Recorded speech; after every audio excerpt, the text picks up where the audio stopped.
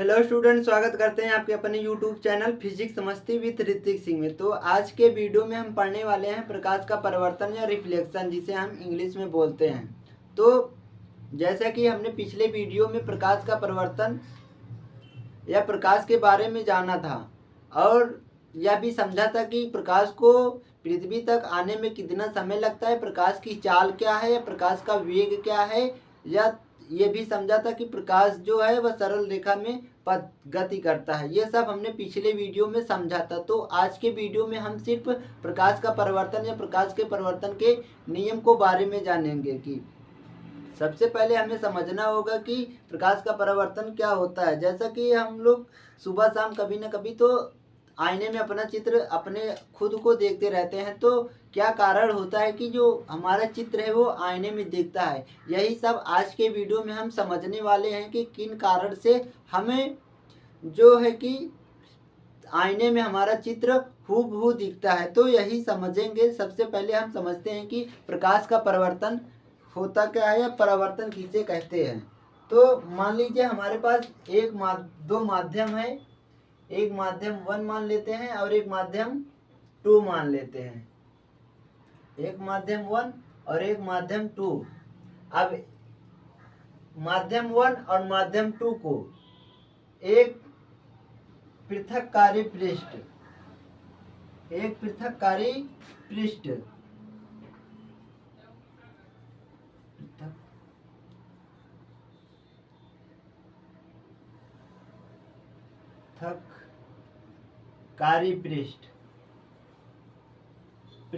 पृष्ठ इन दोनों माध्यमों को अलग करती है। तो अब हम समझते हैं कि जब जो हमारे प्रकाश की किरण है यदि वह किसी सतह पर टकराती है तो उसके टकराने की क्या क्या संभावनाएं उसके साथ घट सकती है। कि प्रकाश की किरण के साथ क्या क्या संभावनाएं घट सकती हैं। मान लीजिए कि हमारे जो ये जो पृथककारी पृष्ठ है इस पर प्रकाश की किरण आपतित होती है। इस तरीके से प्रकाश की किरण इस पर आपतित होती है, जिसे हम कहेंगे आपतित किरण कहेंगे। अब मान लीजिए कि ये जो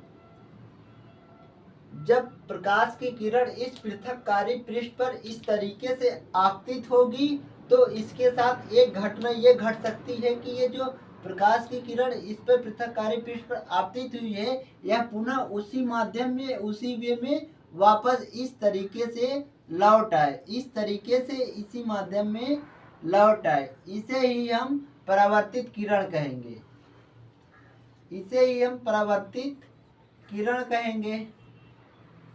इसे हम कहेंगे परावर्तित किरण।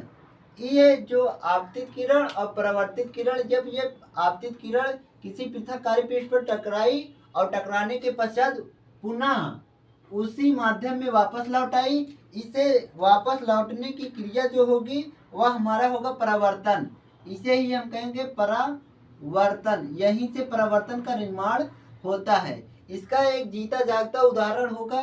परावर्तन का जीता जागता उदाहरण यह है कि दर्पण तो से हम लोग रूबरू जानते होंगे कि दर्पण क्या होता है। जैसे कि हम किसी दर्पण के सामने खड़े होते हैं तो हमारा चित्र उस दर्पण में दिखाई देने लगता है।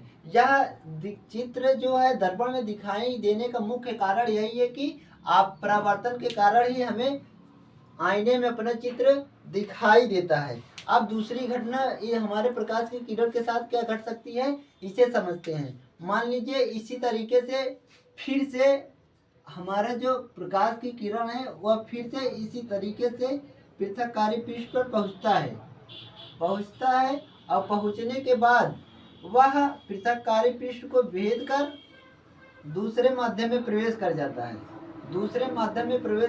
है। तो इसे हम कहेंगे अपवर्तन। इसका उदाहरण है चश्मा। अपवर्तन का उदाहरण होगा चश्मा। जैसा कि हम कोई आदमी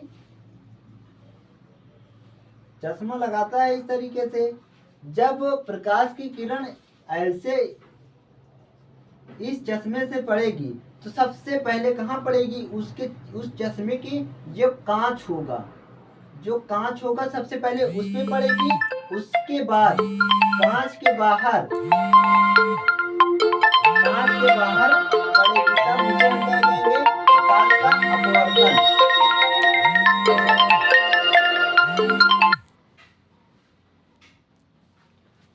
उसे कहेंगे हम प्रकाश का अपवर्तन। तो हमने आपको बताया कि समझते हैं, हमने आपको क्या बताया कि हमारे पास कोई दो माध्यम होगा और इन दोनों माध्यमों को एक पृथककारी पृष्ठ अलग करेगी। इन दोनों माध्यमों को एक पृथककारी पृष्ठ अलग करेगी। अलग करने के पश्चात हमारे पृथककारी पृष्ठ पर प्रकाश की किरण आपतित होंगी। आपतित होने के पश्चात एक घटना इसके साथ ये घटेगी, जिस वे में हमारे प्रकाश की किरण आएगी पृथककारी पृष्ठ पर, और पृथककारी पृष्ठ पर टकराने के पश्चात या टकराने के पश्चात पुनः उसी वे में वापस लौट जाएगी, इसे जिसे हम कहेंगे परावर्तन। और दूसरी घटना ये घटेगी कि ये जो पृथककारी पृष्ठ को भेदते हुए पहले माध्यम से दूसरे माध्यम में चले जाएगी, उसे हम अपवर्तन कहेंगे। जिसका परावर्तन का उदाहरण हमारे पास चश्मा होगा। परावर्तन का उदाहरण जो हमारे पास है दर्पण, और अपवर्तन का उदाहरण हमारे पास चश्मा होगा। तो अब हम डिटेल में परावर्तन को समझेंगे कि परावर्तन किसे कहते हैं। इसे हम डिलीट करते हैं, उसके बाद परावर्तन को समझते हैं।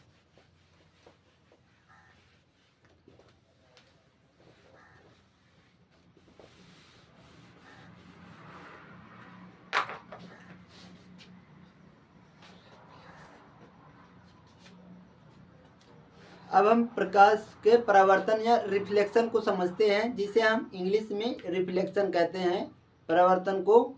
तो जैसे कि हमने आपको बताया कि हमारे पास कोई दो माध्यम होगा और दोनों माध्यमों को एक पृथककारी पृष्ठ अलग करेगी। जब प्रकाश की किरण प्रथम माध्यम और माध्यम 1 और माध्यम 2 के पृथककारी पृष्ठ से टकराने के पश्चात पुनः उसी वे में वापस लौट जाती है, तो उसे हम कहते हैं प्रकाश का परावर्तन, या उसे कहते हैं परावर्तन। फिर से समझिए कि हमारे पास कोई दो माध्यम होगा, एक माध्यम 1 और एक माध्यम 2, और प्रकाश की किरणें इन दोनों माध्यमों को एक पृथककारी पृष्ठ अलग करेगी। अलग करने के पश्चात प्रकाश की किरण इसी पृथककारी पृष्ठ पर पड़ेगी। यदि इसी पृथककारी पृष्ठ पर पड़ेगी तो माध्यम 1 और माध्यम 2 को अलग करने वाली पृथककारी पृष्ठ पर सूर्य की प्रकाश पड़ने के पश्चात अगर पुनः उसी वे में वापस लौट जाएगी, तो उसे हम कहेंगे प्रकाश का परावर्तन। उसे हम कहेंगे प्रकाश का परावर्तन। हमने बताया कि जब प्रकाश की किरण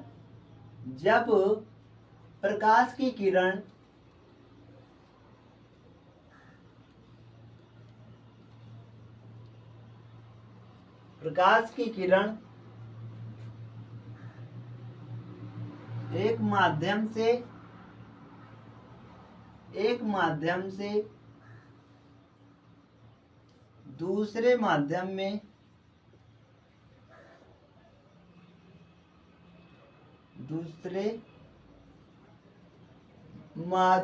को अलग करने वाली पृथककारी मतलब होगा दोनों को अलग अलग बांटना। पृथककारी पृष्ठ पर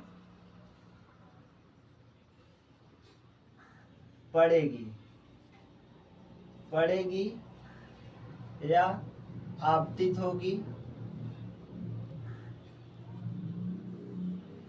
आपतित होगी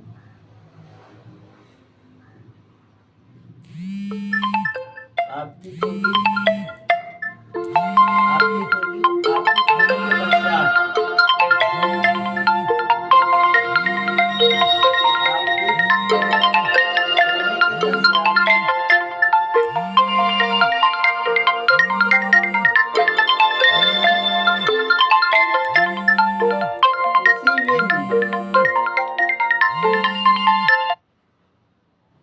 पुनः उसी रास्ते से वापस लौट जाएगी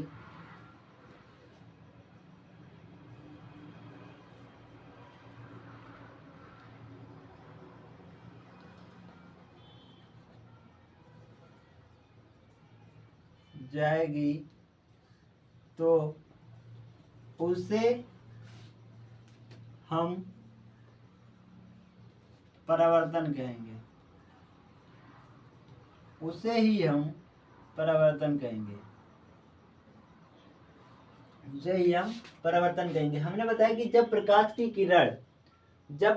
की किरण एक माध्यम से दूसरे माध्यम को अलग करने वाली पृथककारी पृष्ठ पर पड़ेगी तो आपतित होंगी।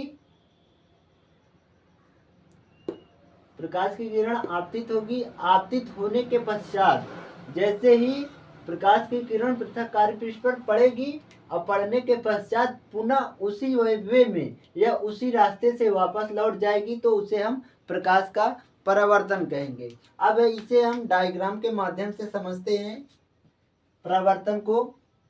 मान लीजिए हमारे पास एक पालिशदार तल है या दर्पण है। एक पालिशदार हमारे पास दर्पण है और ये जो दर्पण है ये पालिश है। इस तरीके से पालिश है।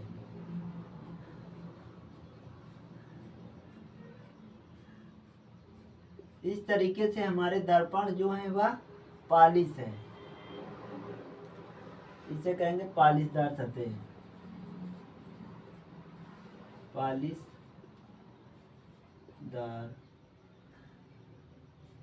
सतह। पालिशदार सतह। अब क्या होगा, माध्यम 1 और यह है माध्यम 2। अब देखो हमने बताया था कि आपको माध्यम 1 और माध्यम 2 को पृथक करने वाली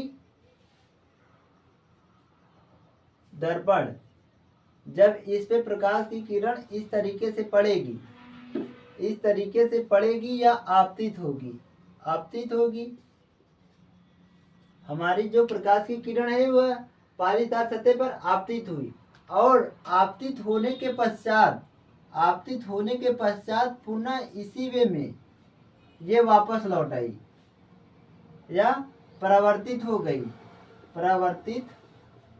हो गई जिसे हम परावर्तित किरण भी कह सकते हैं। परावर्तित हो गई तो इसे ही हम कहेंगे प्रकाश का परावर्तन। इसे ही हम प्रकाश का परावर्तन कहेंगे।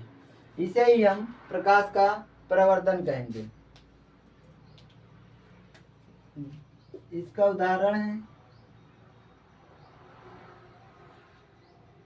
मान लीजिए इस तरीके से आईना है और यहाँ पर कोई व्यक्ति खड़ा है तो इस व्यक्ति का आईना इसमें इस तरीके से दिखेगा। यही होगा। ये पूरी घटना परावर्तन कहलाएगी। क्या कहलाएगी? परावर्तन या प्रकाश का परावर्तन। प्रकाश का परावर्तन। प्रकाश का परावर्तन। अब जो अगली हेडिंग होने वाली है हमारी वह है प्रकाश के परावर्तन का नियम या परावर्तन का नियम, लॉ ऑफ रिफ्लेक्शन। तो इसे हम डिलीट करते हैं, फिर समझते हैं कि प्रकाश का परावर्तन क्या है या प्रकाश के परावर्तन किसे कहते हैं। इस चैप्टर में एक चीज यही देखने को मिलती है कि हर एक